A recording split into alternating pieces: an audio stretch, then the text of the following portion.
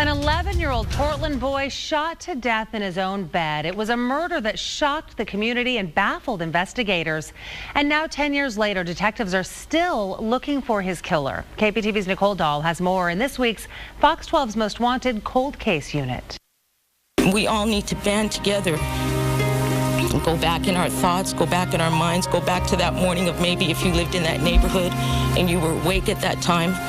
Please, for the sake of this family, please come forward. August 10th, 2001. Early hours, someone shoots Joshua Jeffries. An innocent child asleep in his bed. He was bleeding. They called 911. Like a thief in the night, a killer steals a young life. He was transported to the hospital. He died shortly thereafter. A cold case mystery begins. Joshua didn't deserve this. He was a good boy. Joshua Jeffries would have turned 21 this year, a milestone moment with his whole life ahead of him. Instead, his loved ones are left with a forever frozen photo of a freckle-faced boy who was inexplicably taken that early summer morning. The 10th anniversary of his murder. That was my baby.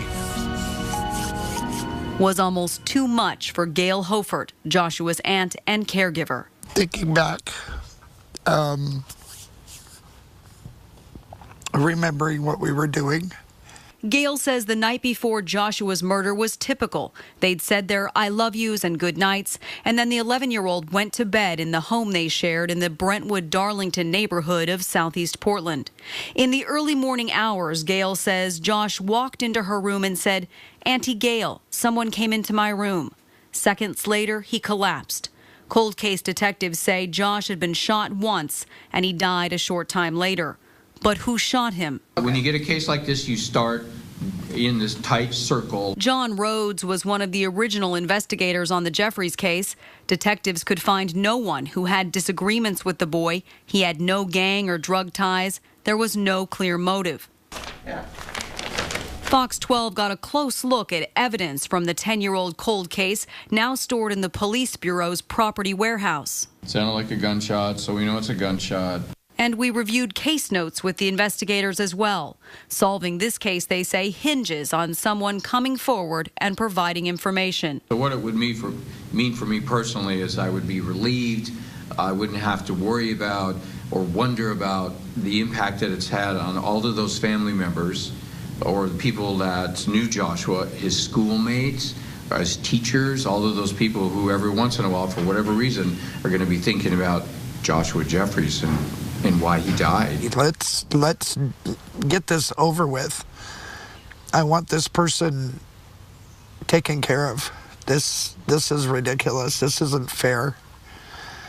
He has no right, or she or they or whoever, to be able to enjoy days like this and birthdays and girlfriends and driving and God knows what else. Gail still lives in the house where Joshua died. She listens to his favorite wind chimes, and she swears she still feels him with her. An eternal 11-year-old with a contagious smile, waiting for answers. I think Josh would rest easier. I would rest easier. Nicole Dahl, the 10 o'clock news. If you have any information about this case, call Crime Stoppers at 503-823-HELP. That's 4357. We also have a link to the cold case unit on our website, kptv.com. And next week on Fox 12's Most Wanted Cold Case Unit, the 1995 murder of Brian Mitchell. The Portland man was gunned down in the street in front of his own home. That's next Thursday on the 10 o'clock news.